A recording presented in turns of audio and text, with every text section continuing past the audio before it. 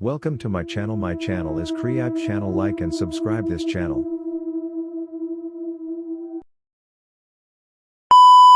The Gallery of Henri Beauchamp.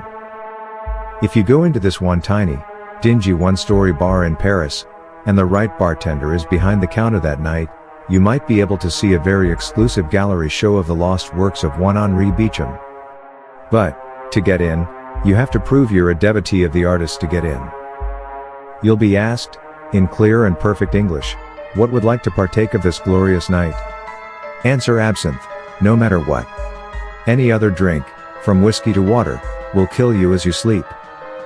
The next question will regard the type, and you must answer one of two things: the stuff that man himself could not bear to take, or the good stuff, the best stuff. If you ask for any other absinthe, in any other way, you will be plagued by nightmares for 13 days. Each night's dream will be more horrible than the last, until, upon the 13th dream, your nightmare will follow you, every moment of your waking and sleeping life.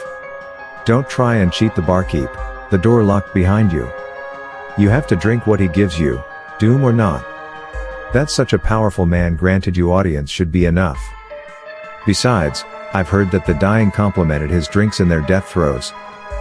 If you make it that far before sealing your fate, the bartender will say, "Be sure you handle this with care, this is the finest I have."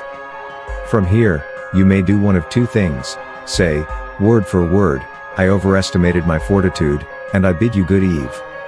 If the barkeep nods, you may leave the door you entered, unharmed and with nothing gained and nothing lost, except the time spent inside.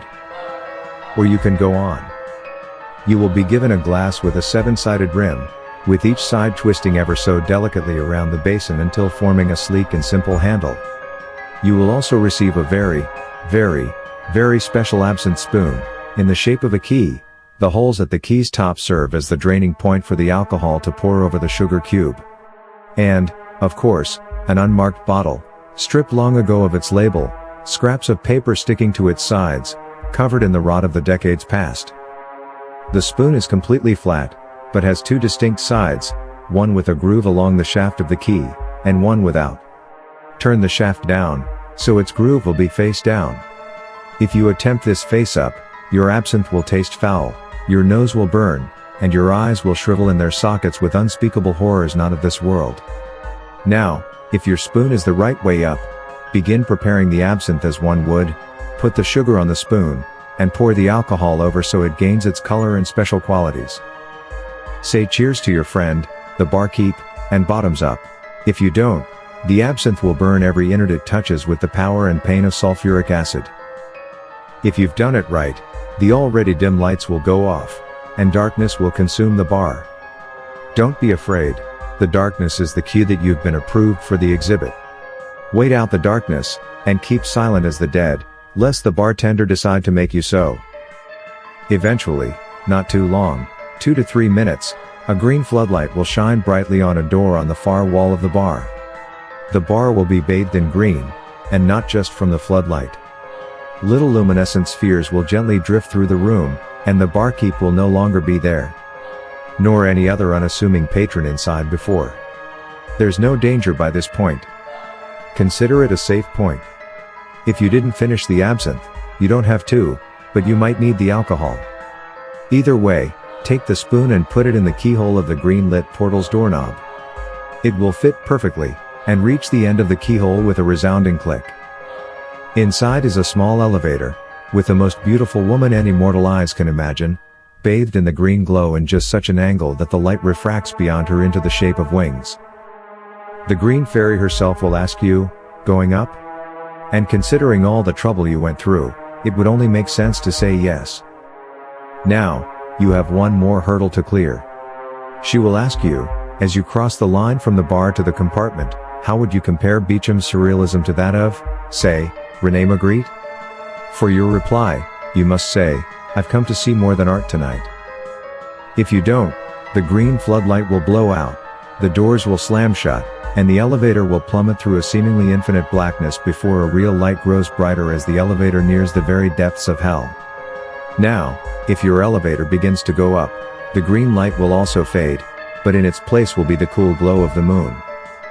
But, Before you even recognize it, the elevator will reach the top of its, well, let's call it a shaft to not get too intricate. Now, I'm not as sure about this as the rest, but I've heard that, if the green fairy kisses you on the cheek as she leaves the elevator, you will always be blessed with a creative inspiration, a permanent, ever-changing muse. You can't ask her, you can't kiss her, she has to do it of her own volition.